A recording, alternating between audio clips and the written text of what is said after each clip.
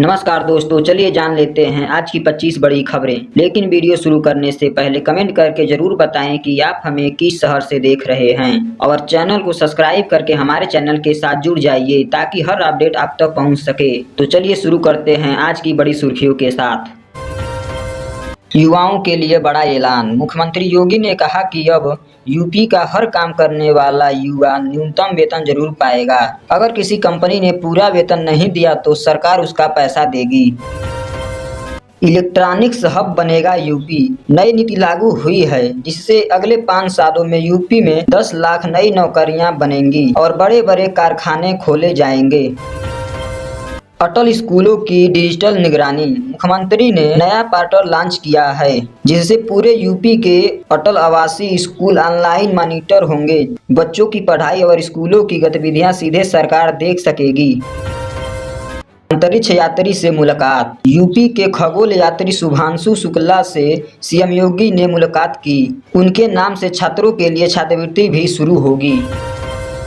PM Modi का संदेश। प्रधानमंत्री नरेंद्र मोदी ने देशवासियों को गणेश चतुर्थी की शुभकामनाएं दी और सबकी खुशहाली की कामना की। अधिकारियों का फेरबदल। यूपी सरकार ने 5 बड़े आईपीएस अफसरों का तबादला किया। इसमें एमके फसल को होमगार्ड्स का नया डीजी बनाया गया है। अवैध खनन से नुकसान। यूपी में 11 जिलों में अवैध खनन से सरकार को 400 करोड़ रुपए से ज्यादा का नुकसान हुआ है। इस पर अब कार्रवाई की तैयारी है। परीक्षा में नया बदलाव। अब 2026 से यूपी बोर्ड में 12वीं के प्रैक्टिकल नंबर सीधे मोबाइल ऐप से ऑनलाइन भेजे जाएंगे। इससे गड़बड़ी और दबाव खत्म होगा। बौद्ध सर्किट का प्रचार। बैंकॉक में होने वाले ट्रैवल मार्ट 2025 से यूपी की बौद्ध धरोहर जैसे सारनाथ और कुशीनगर को दुनिया के सामने दिखाया जाएगा।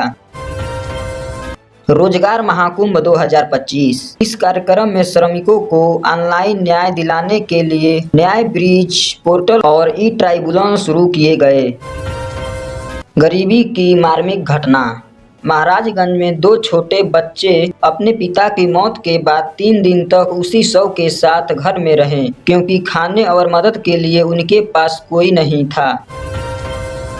यूपी पर बढ़ता कर्ज। एक रिपोर्टर्स के मुताबिक 2026 तक यूपी पर करीब 9 लाख करोड़ रुपए का कर्ज हो जाएगा, यानी हर नागरिक पर लगभग 37,000 रुपए का बोझ होगा। विकास पर सीएम का बयान। एटा में एक नए सीमेंट कारखाने के उद्घाटन पर योगी आदित्यनाथ ने कहा कि यूपी तेजी से विकास कर रहा है और विपक्ष सिर्फ नकारात्मक सोच रखता है। यूपी के किसान रासायनिक सप्लाई से हैं संतुष्ट। भंडारण और ब्लैक मार्केटिंग की कोई समस्या नहीं है, सरकार निगरानी कर रही है। बाढ़ राहत में आधुनिक तकनीकी। गन्ने की फसल को बचाने हेतु ड्रोन से छिड़काव, वैज्ञानिक सप्लाई और टोल फ्री हेल्पलाइन शुरू की गई। ट्रैफिक व्यवस्था में महिलाओं की भागीदारी। यूपी में पहली बार महिला पुलिसकर्मी ट्रैफिक नियंत्रण करेगी। सुरक्षा और संगठन सुधारने की पहल। मानसून फिर सक्रिय होने की उम्मीद। 30 अगस्त से मानसून की वापसी जिससे उमस और गर्मी में राहत मिल सकती है। गन्ने की फसल को बाढ़ से बचाने में ड्रोन मददगार।